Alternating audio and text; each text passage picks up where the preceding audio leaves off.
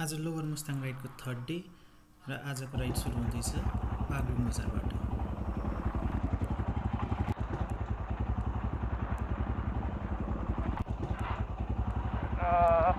बागलुङ बजारको ठिक अगाडि चाहिँ यो ठाउँ रहेछ।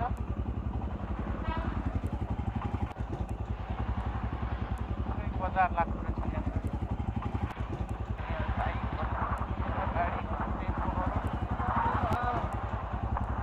यत्र तत्र।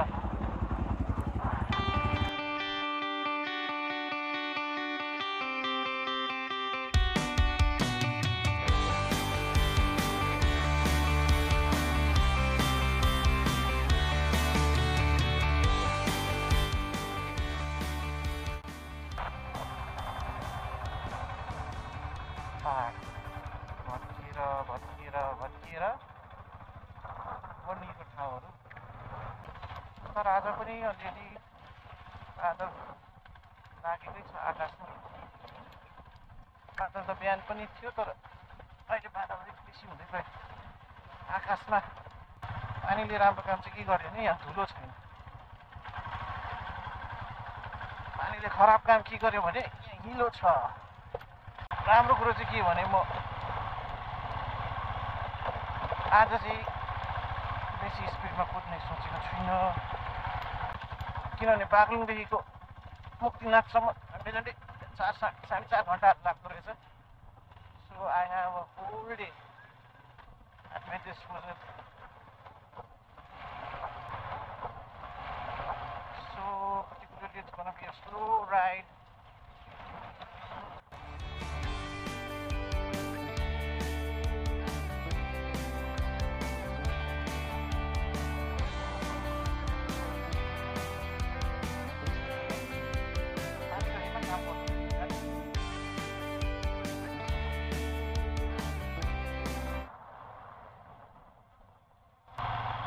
अच्छा ओके, आमा नि कहाँनिर हो? पर्मिटहरू देखाउनु पर्ने हो कि?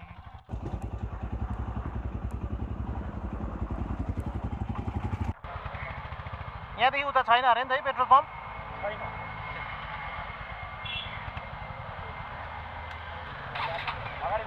ओके,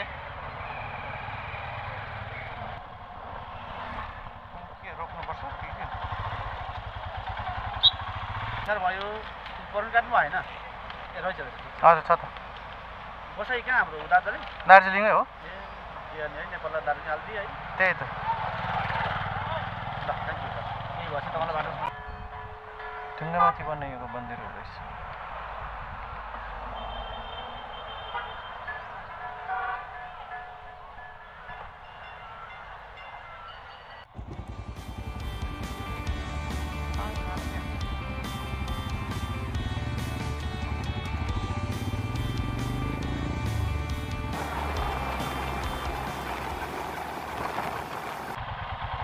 विदेशीहरू रहेछ, डल्लै पानीमा हालेछ। माथिबाट आउनु पर्ने थियो नि त हौ। बाटो त यस्तै रहेछ अब चाहिँ।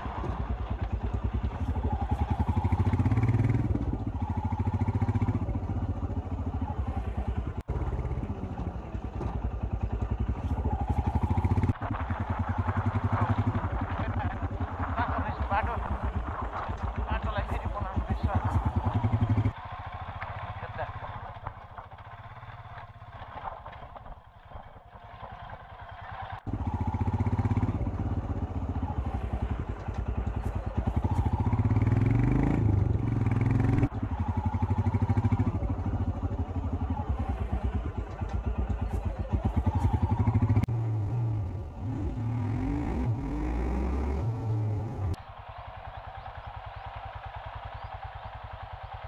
के रहेछ त्यहाँ?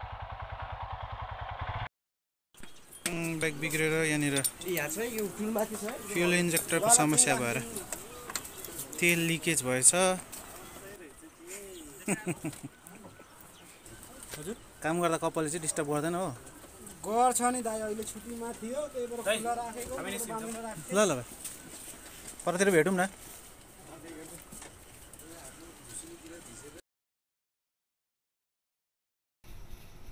बाइक रिपेयर गर्दा झन्डै झन्डै मेरो 1.5 घन्टा त यही ठाउँमै बित्यो।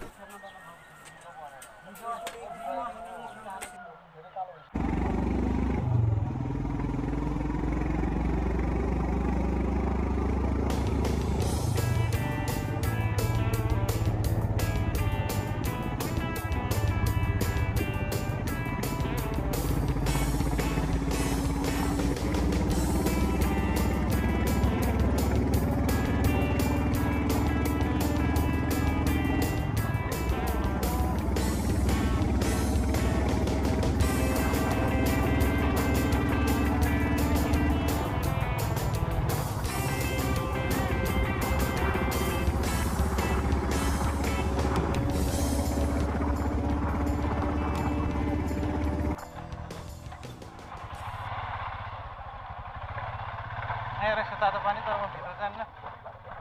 तातो पानीमा बेसी मान्छे होटल लाग्छ तातो पानीमा पुरा हुन्छ।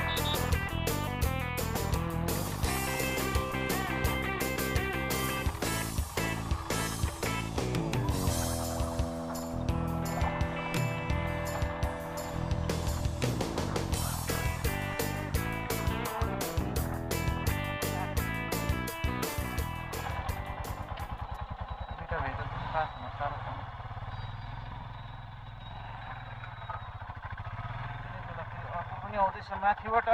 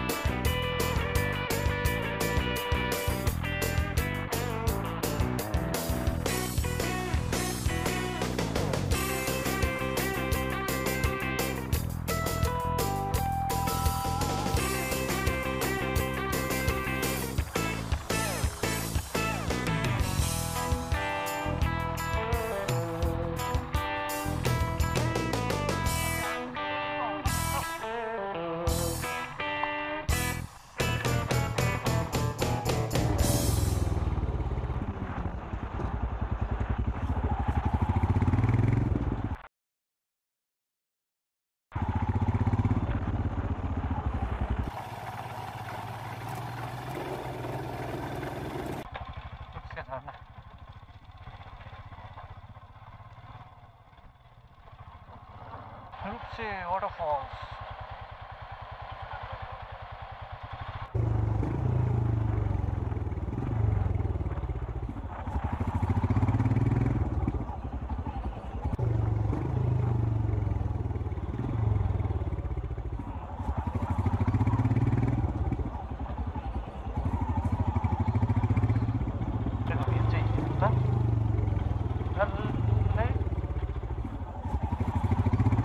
बाफ्रे बाफ, यो स्ट्रेच चाहिँ खतरनाक, एकदमै ढिल भिर भएको, एकदमै यो बाटोले त चट्टान काटेर जस्ट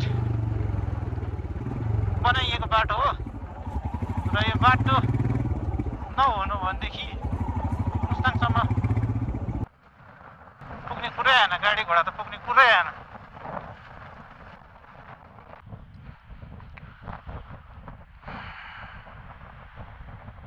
बाफ्रे बाफ, डरले मऱ्यो म त।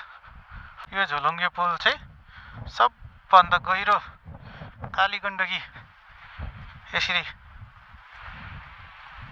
दुईटा चट्टानहरूको चेपमा पसेर बग्दाखेरि गयो। पर पुग्नु आँट आएन मलाई, यहीँबाट हेरौँ मलाई।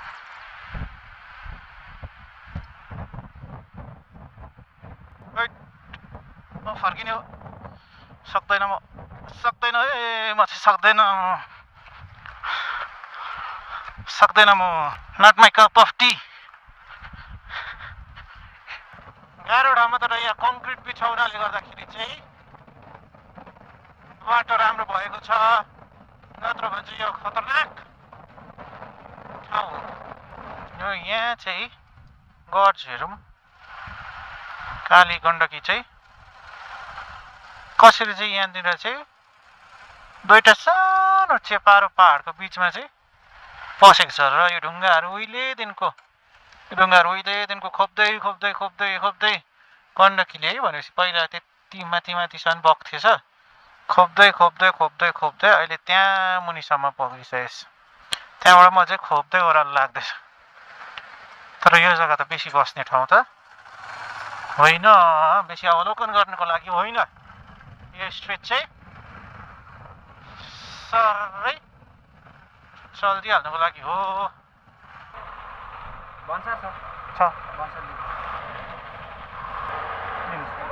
हजुर, दार्जिलिङ।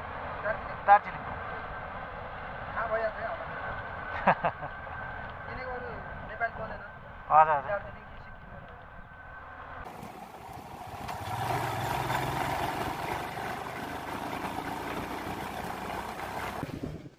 यात्राको आज थर्ड डेमा चाहिँ म यहाँ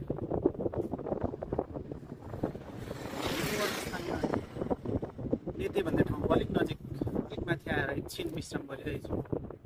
अब यहाँदेखि केही बेरमा चाहिँ मार्फा आइपुग्छ, कालोपानी, त्यसपछि मार्फा हुँदै कागबेनी, जमसम पहिला होला, त्यसपछि कागबेनी होला। भर्खरैमा त माटो माथिबाट झरेको रहेछ हो। झरे चाहिँ देख्न पाइएन, धुलो चाहिँ उडेको देखियो। चट्टान कस्तो हेरौँ न त्यहाँनिर, बाफ्रे त्यस्तो ढाल परेको ढुङ्गामा त, सरिड एउटा ढुङ्गा त्यस्तो ढाल परेकोमा हिउँ पनि राम्ररी बस्नु नसक्ने रहेछ।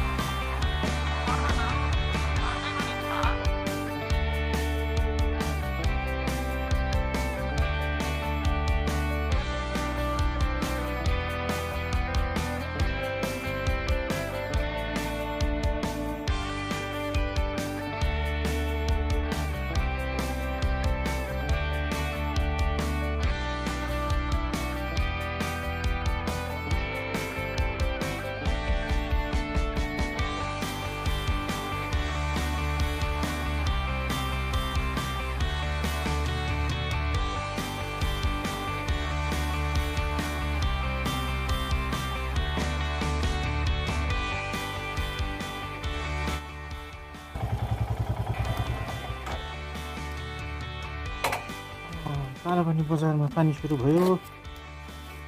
अलिक चिया कफी खाउँ। इन्ट्रेस्टिङ चाहिँ के भयो, नाम कालापानी